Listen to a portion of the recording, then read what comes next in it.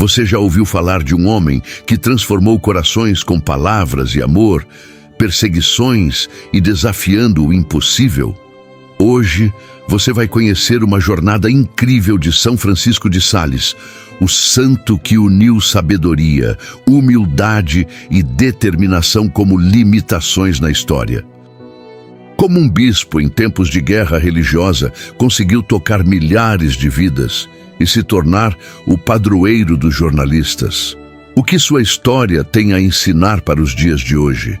Prepare-se, porque você vai descobrir os segredos de uma vida que ainda inspire o mundo inteiro. Fique até o final, pois o que você aprender aqui pode transformar sua maneira de enxergar a fé e a comunicação. Você está pronto para essa jornada? Vamos mergulhar na história de um dos maiores santos da Igreja Católica. São Francisco de Sales, doutor da Igreja, é padroeiro dos jornalistas, dos escritores e dos surdos, e sua festa litúrgica é celebrada em 24 de janeiro. Francisco nasceu no Castelo de Sales, em 1567, em Torrens-Glières, França.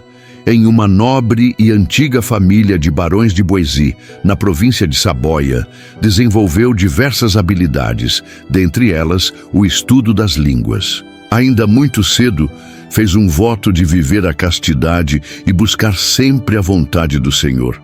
Estudou nos melhores colégios franceses e, para satisfazer o sonho de seu pai de seguir a profissão de jurisprudência, estudou Direito na Universidade de Pádua, onde amadureceu certo interesse pela teologia.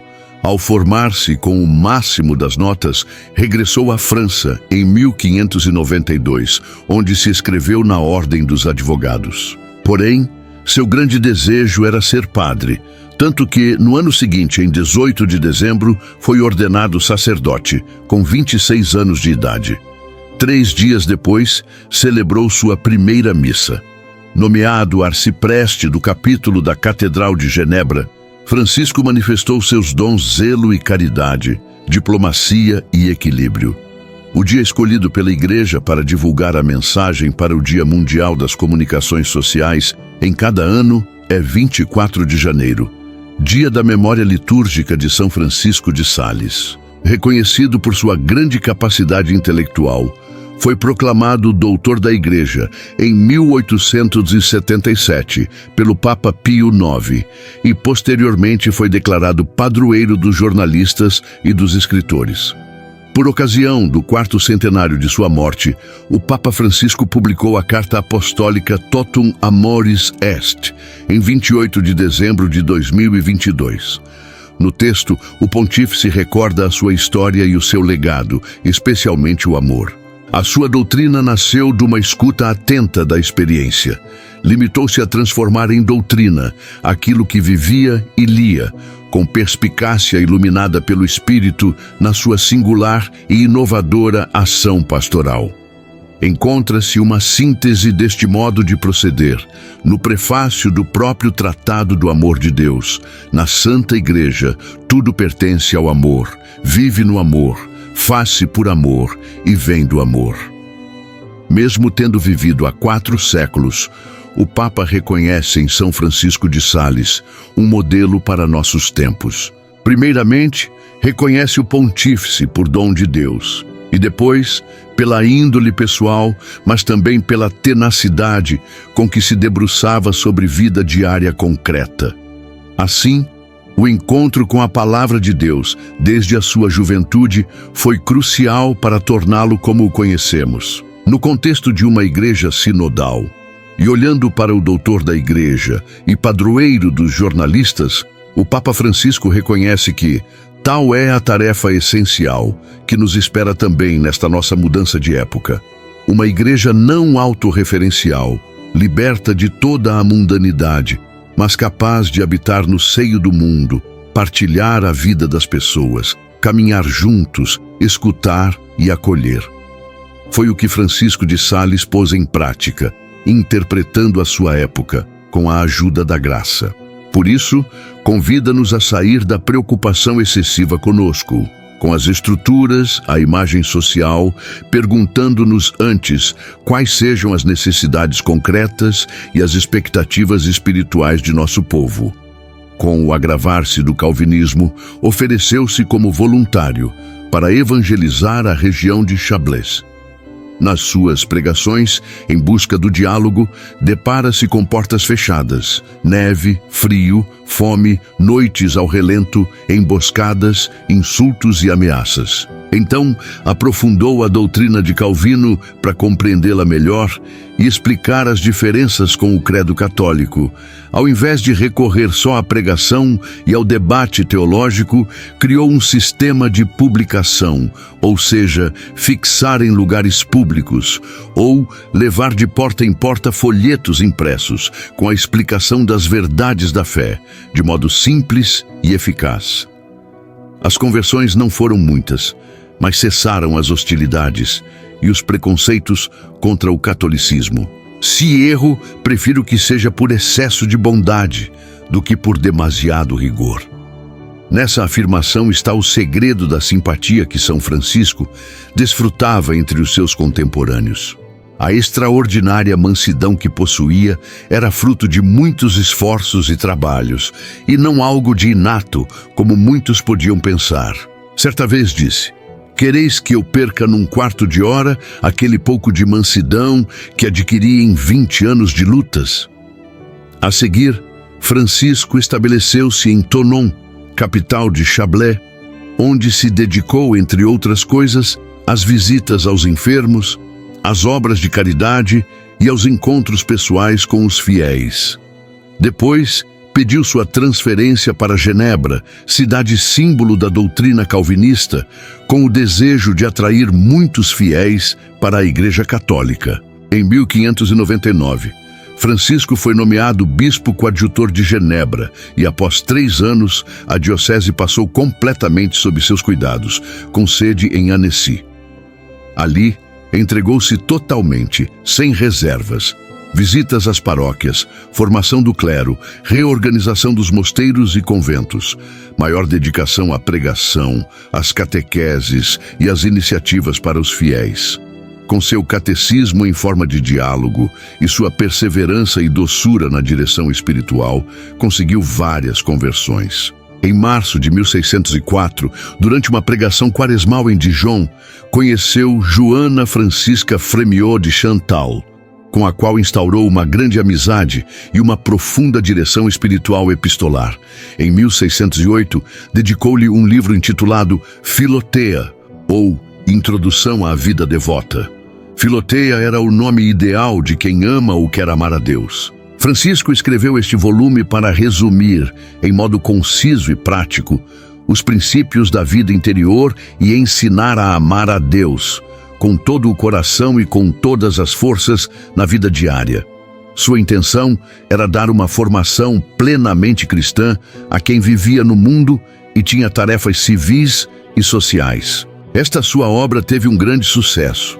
A longa e intensa colaboração entre Francisco e Joana produziu grandes frutos espirituais, entre os quais a fundação da Congregação da Visitação de Santa Maria, em 1610, em Annecy, com a finalidade de visitar e socorrer os pobres.